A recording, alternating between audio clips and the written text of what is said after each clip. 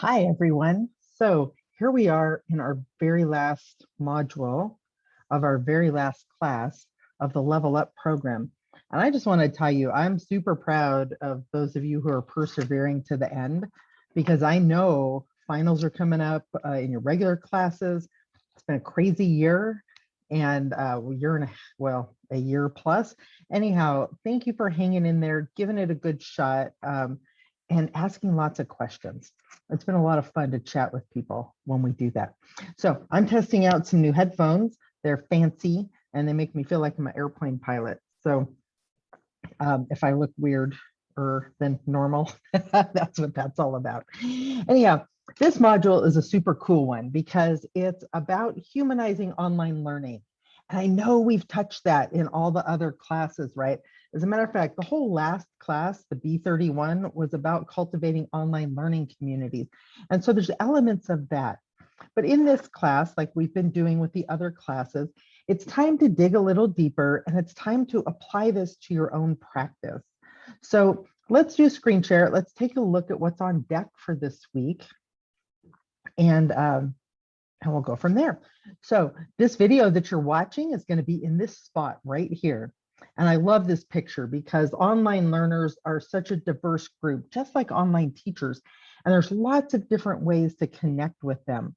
And I think in a heartbeat, if I had to like sum up what this module is about, or the thing to remember, is to always remember that you're teaching students, not content.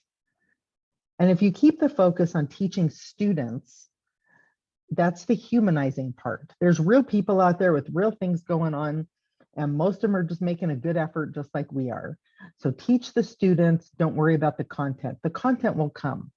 If you focus on humanizing the class and teaching the students, they'll eat it up. They'll be super interested in what you're doing. So on our very first page here, we've got the objectives, and on this particular module, we're going to focus in on SLO3,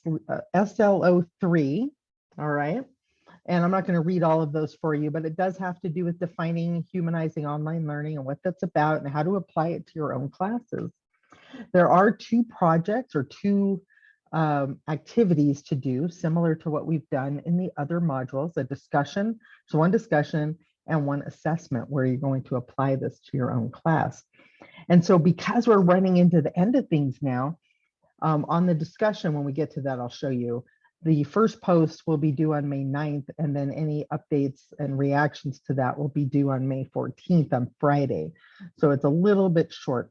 Although to be honest, if you go over a few days, just let me know so that I can work with you on that. So we're gonna just go through all these different sections here. So I'm not gonna read that. This very first page is gonna talk about what is humanizing learning. And Alex Rocky's got a really nice video here that talks about that. There's an infographic, if you click on that link, that's got a couple of different versions.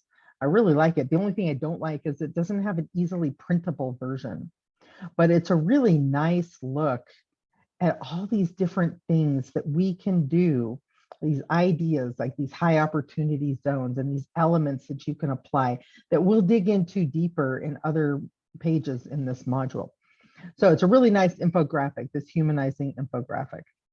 And let's go down here, and all of these pages have a wakelet. So you can go to the wakelet for more information. Now keep in mind, I don't expect you to read every single thing. Like a good strategy is scan it, find something that looks interesting or that you want to know more about, and then dig in at that point. But please don't feel like you've got to read like every single resource on all of these pages. Get the main point that's usually up in the top and then scan the resources. So this page talks about the principles of humanizing and how to build relationships with your students. And it's got these 4 different principles, okay, that we've put them into tabs. So trust, presence, awareness, and empathy.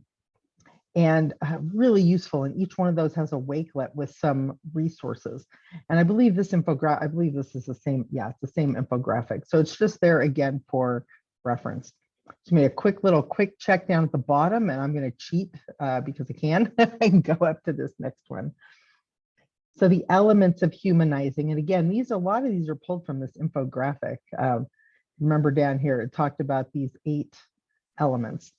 So on this page, they're just all broken out, micro lectures, videos, wisdom wall, just all these different things that you might want to look at.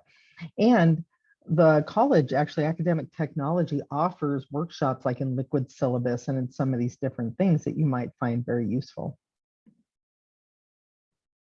Now we come to the page of culturally relevant pedagogy, and we've talked about this again in several different classes, and again in this class, because sometimes it's hard, sometimes you make references that might not land in certain cultures, like it might not even make sense. And so this video talks about pedagogy, andragogy, and hudagogy. I'm sure I didn't say that right. Looks like a German word. Anyhow, but that's the idea of focusing on how to create lifelong learners. Okay, so basically it's teaching children, teaching adults, and how to create lifelong learners. And then how to be culturally relevant. Coming on to the next page. So SEL, if you're in K-12, you hear this a lot. So there's a lot about SEL, social and emotional learning, lots of trainings, lots of workshops, all kinds of stuff. And if you're interested, there actually is some more information on this page about how to find out more. But it's just this idea of how do you help students kind of manage their emotions, develop relationships, make responsible decisions, just some things to be aware of. Talks about the different domains of learning. And then we'll jump to the last content page. We're going to come back to this community of inquiry framework as a refresher from previous content in B31. So you might want to watch the video. It's not very long, just to give you an idea of the 4 phases of an online classroom. They've more or less, I can verify that these are pretty relevant. Okay, so this might be helpful just to understand the types of presence in your class, the impact all that can have. So once you kind of read through all of those details, you're going to come to the discussion. And I've got you in learning pods again. So I've been following the learning pods. I think there's at least a couple of people active in each one. If you find yourself in a learning pod and like there's crickets and nobody else is there, let me know and I'll just drop you into another one. We've got kind of a small group in this class and it'll be nice to see, talk to other people. So on this discussion, what you'll be doing, there's 2 parts. The first part's due on May 9th. I'm looking at my calendar over there. So that's next Sunday. And then the very last part, the reply part, is due on May 14th. And so what you're going to do is answer these questions down here related to your own class. Pick out 2 humanizing strategies out of all of those ones that we talked about. Why did you choose them? What kind of feedback would you like on how to implement these into your own course? So it might be something like you're not sure how it's going to work, but you'd like to do it. So ask the questions, okay? And then part 2 is reply to at least 2, and we have small enough groups, reply to everybody in your group if you can, okay? With some additional ideas related to the strategy that they're trying to implement and any encouragement, because oh my goodness, we could all use encouragement, right? So you're going to click on the reply link down here and post your response.